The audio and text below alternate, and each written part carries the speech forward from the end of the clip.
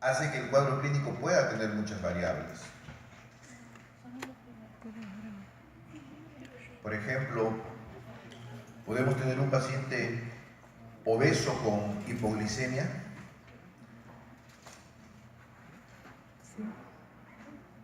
¿Y qué pensaríamos solo con esos dos datos? ¿Cuál es la principal causa endocrina de hipoglicemia?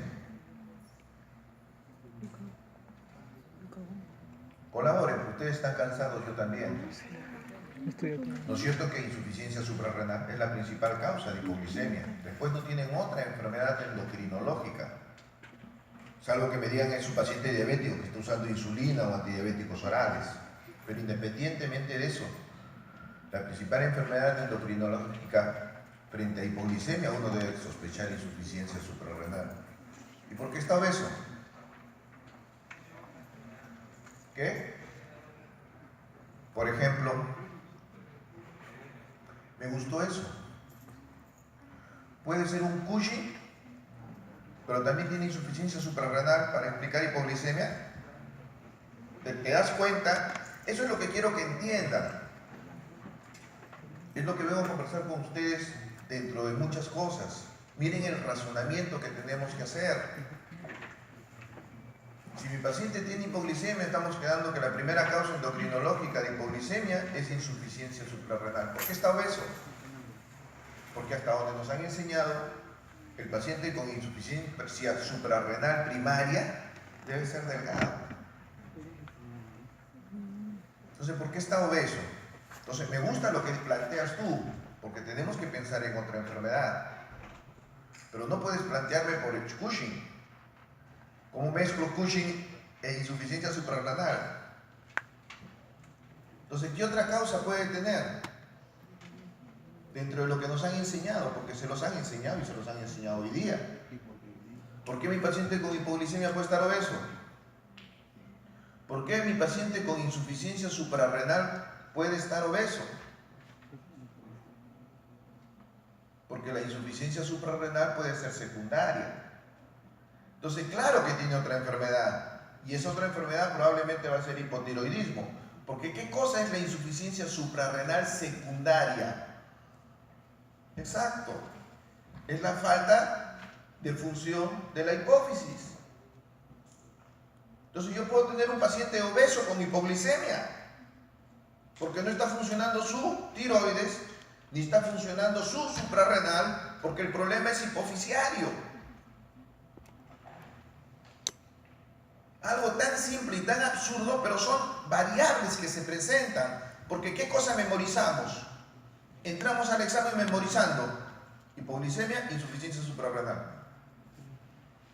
Obesidad, hipotiroidismo. Obesidad, hipertensión, hipercorticismo.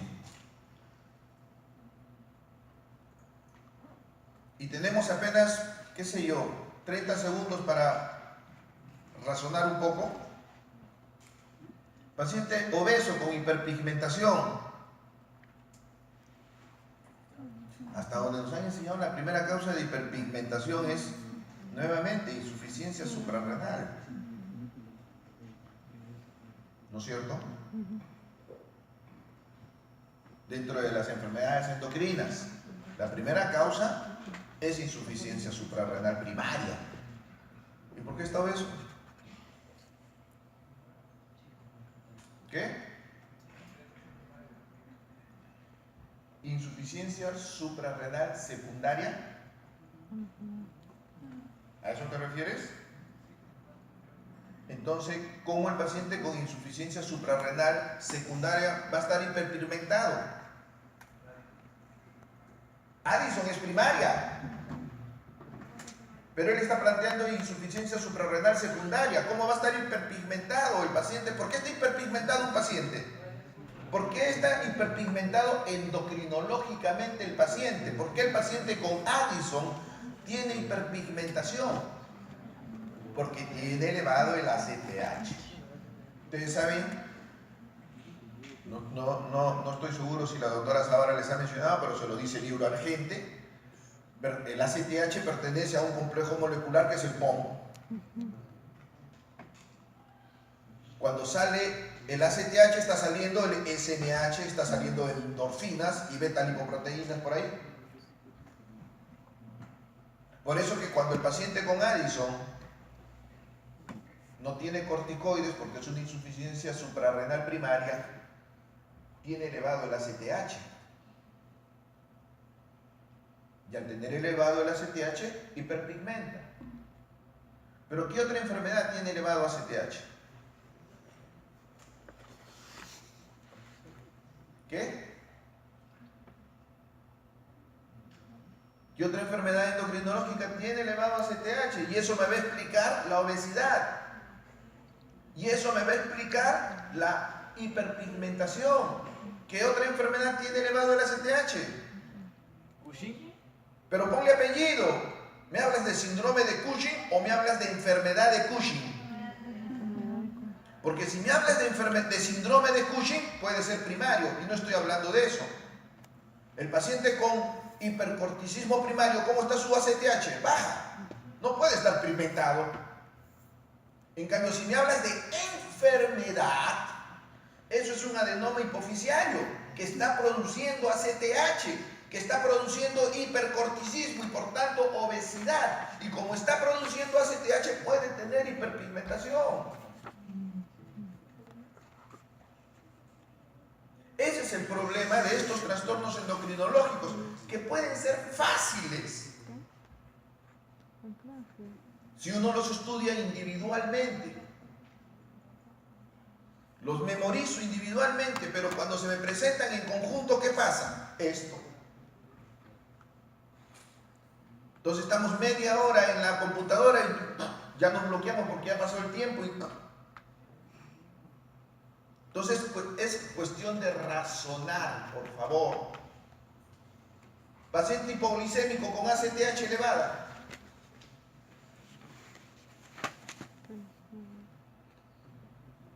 Paciente hipoglicémico con ACTH elevada. Ya se nublaron, ya estamos todos cansados. Addison. La insuficiencia suprarrenal primaria no tiene hipoglicemia. Y no estamos diciendo que tiene ACTH elevada porque como no tiene corticoides libera ACTH. No lo estamos diciendo, pero ya estamos todos cansados. Así van a estar a la hora de la computadora. Solo para ver suprarrenal, vayamos a tiroides, que también tiene problema de hipertiroidismo y tiene problema de hipotiroidismo primario y secundario. Entonces, tengan mucho cuidado al momento de estudiar, por favor. No se guíen solamente por el dato clínico, que va a ser importante. Si tienen un parámetro laboratorial, ya son dos variables que tienen que conjugar.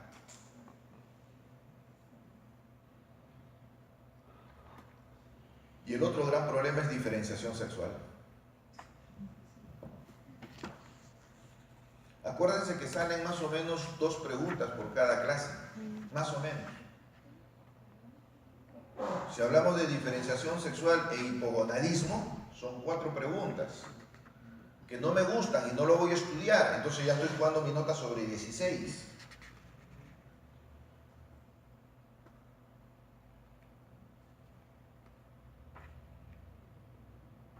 ¿Y por qué es difícil hipogonadismo? ¿Por qué es difícil diferenciación sexual? Recordar, una cosa es genitales internos, formación y desarrollo de genitales internos, y eso es lo que tienen que estudiar.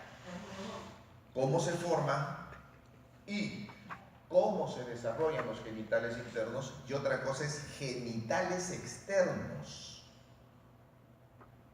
Lo mismo, cómo se forman, diferenciación, y cómo se desarrollan los hipogonadismos. Entonces traten de hacer su esquema de resumen marcando eso. Primero, cuáles son genitales internos y cuáles son genitales externos. Aunque les parezca mentira, ahí nos confundimos. Y eso está bien claro ya en la clase como en Argente. Bueno, el problema de Argente es que no tiene nada de diferenciación sexual.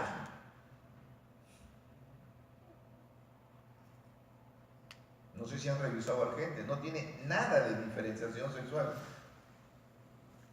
Entonces ahí podemos tener problema. Felizmente la clase del doctor Pino es más que completa en ese sentido y es ordenada. Entonces, primero eso, ¿qué lo forma? Primero, ¿cuál es genital interno? ¿Cuál es genital? ¿Qué lo forma? ¿Y qué lo desarrolla? Para de ahí poder entrar en los distintos tipos de alteraciones. Diabetes no creo que tengan problema, los criterios son claros. ¿Qué es microangiopatía? ¿Qué es macroangiopatía? Creo que es claro. Hipoglicemia no debe tener problema, creo. ¿Qué otra clase nos han hecho?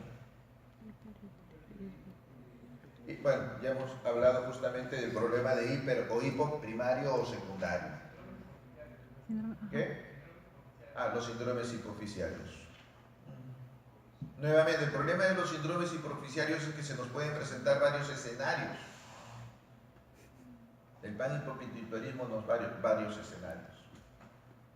Pero es evidente cuando tenemos varias cosas, ¿no? El paciente con astenia, el paciente con disminución de la libido, el paciente con disminución de vello, el paciente con hipoglicemia. Entonces, generalmente el paciente panhipopituitario se presenta con varios síntomas de distintos órganos endocrinológicos.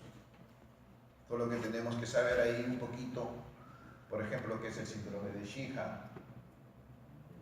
Y para yo tener un panhipopituitarismo con síndrome de Sheehan, en la pregunta tiene que haber el dato de problema corporal.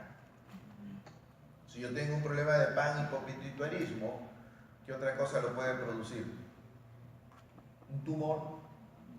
Tiene que haber el dato clínico del tumor. ¿Y cuál es el dato clínico del tumor? Uno, cefalea, pero ¿cuál es el dato más importante del tumor? La alteración no solo de la visión, sino del campo visual. Y la alteración del campo visual es una alteración bitemporal o binasal. Bitemporal, para que produzca la alteración justamente en este campo. ¿Ya? Y otra cosa más. Gracias. El año pasado el problema con esa promoción fue tremendo en hipopara e hiperpara. Entonces, conversando con Verónica, con la doctora Yamoca, perdón,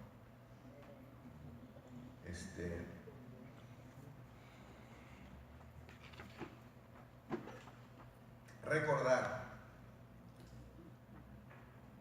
hipopara definitivamente es hipocalcemia, no tienes otra forma.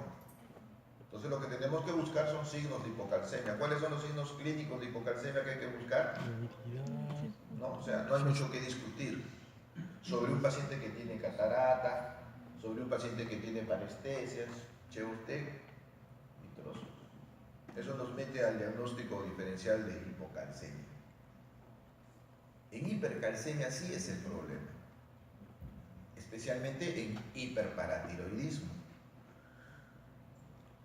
Hiperparatiroidismo no es la única causa de hipercalcemia. Entonces hemos decidido, porque hipercalcemia puede ser, por ejemplo, metástasis.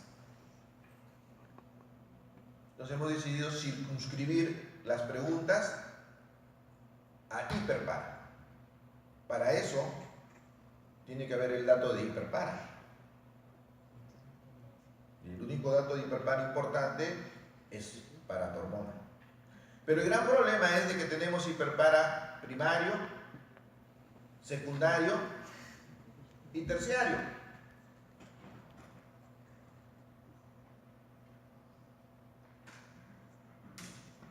Y en nuestro chip, ¿qué cosa es primario? Problema periférico. ¿Qué cosa es secundario? Hipófisis. ¿Qué cosa es terciario? Hipotálamo. Pero nada de eso sirve pues, en el hiperparatiroidismo.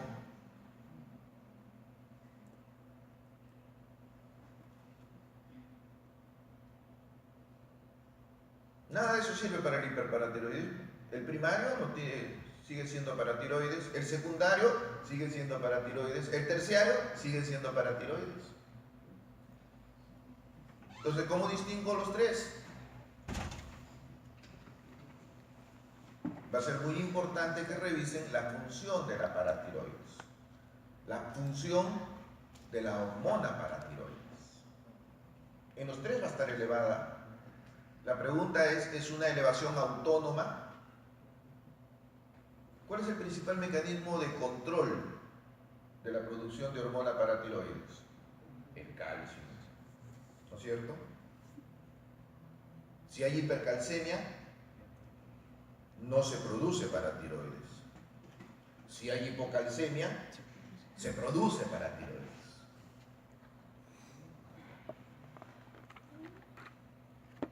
En el hiperparatiroidismo primario eso se rompe. El adenoma paratiroideo no le importa cuánto calcio hay. Por lo tanto tenemos hiperparatiroidismo e hipercalcemia.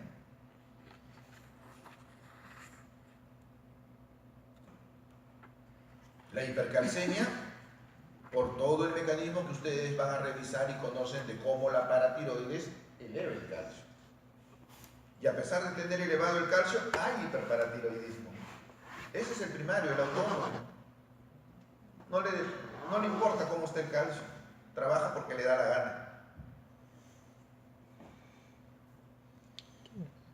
A diferencia del hiperparatiroidismo secundario,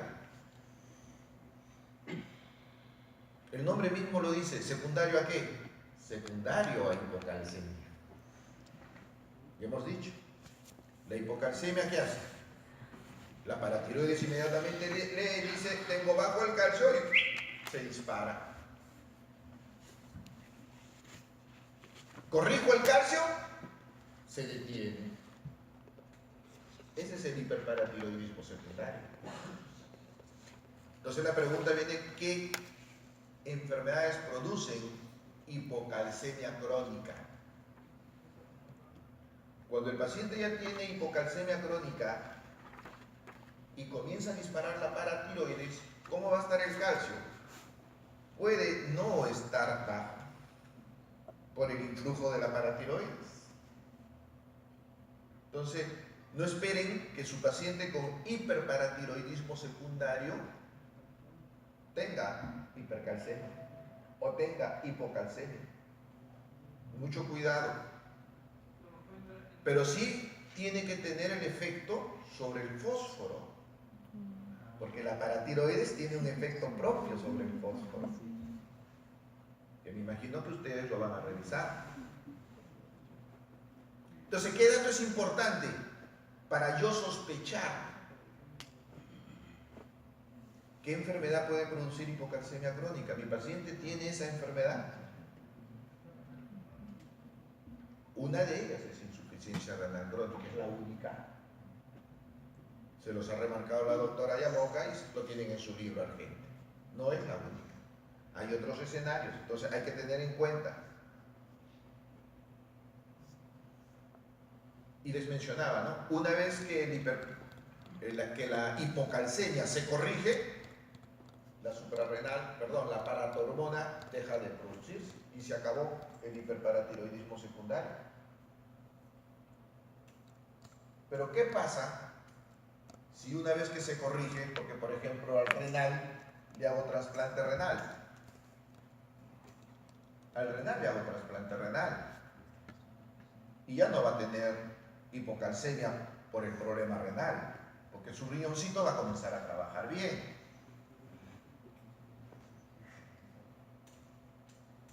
Pero resulta que el paciente sigue con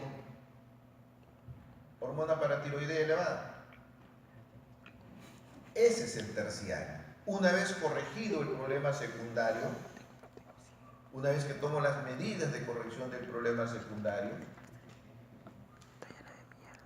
la hormona paratiroides sigue trabajando como le da la gana, porque su paratiroides se vuelve autónoma. Ya no le interesa cómo está el calcio, no le interesa que tiene un nuevo riñón, no le interesa que hemos corregido las otras condiciones de enfermedades que pueden estar produciendo hipocalcemia. Y a pesar de que está corregido todo eso, los niveles de paratormona están altos. ¿Y cómo me doy cuenta? Porque el paciente comienza a fracturarse, ¿no? Porque ¿qué es lo que hace la paratormona? Eso. Más predisposición para fracturas.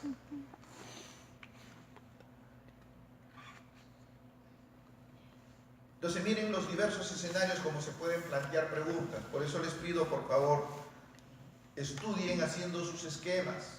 No estudien memorizando. No les va a ayudar cuando estén frente a la computadora.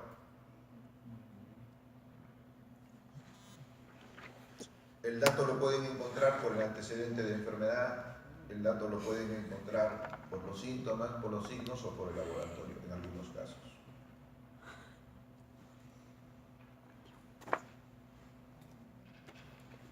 Muy bien. Eso, ¿alguien tiene alguna pregunta en este sentido de lo que estamos conversando? ¿Alguien tiene alguna duda? Si no la tienen ahorita, conforme vayamos avanzando, pueden levantar el brazo e interrumpirme en relación a lo que voy a seguir. ¿Ya? Bien, lo segundo que quería conversar con ustedes es se les ha mandado a Ricardo, que no lo veo, un correo, no sé si se los ha mandado a todos ustedes, sobre el concurso que está promoviendo la Asociación de Estudiantes, ¿no? Los coordinadores de curso siempre han colaborado, los encargados de sede hospitalaria siempre han colaborado con el grupo de estudiantes que quisiera presentar un caso clínico. No es nada difícil, ponerse un poquito más a chambear y presentar el caso clínico. Siempre busquen la supervisión de un docente. ¿Ya? Y no sé si les ha mandado los afiches, pues hay más de un sencillito para los ganadores, ¿no? Un poco más allá de 2 pollos a la brasa.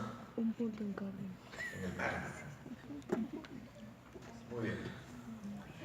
Lo tercero que quería conversar con ustedes era...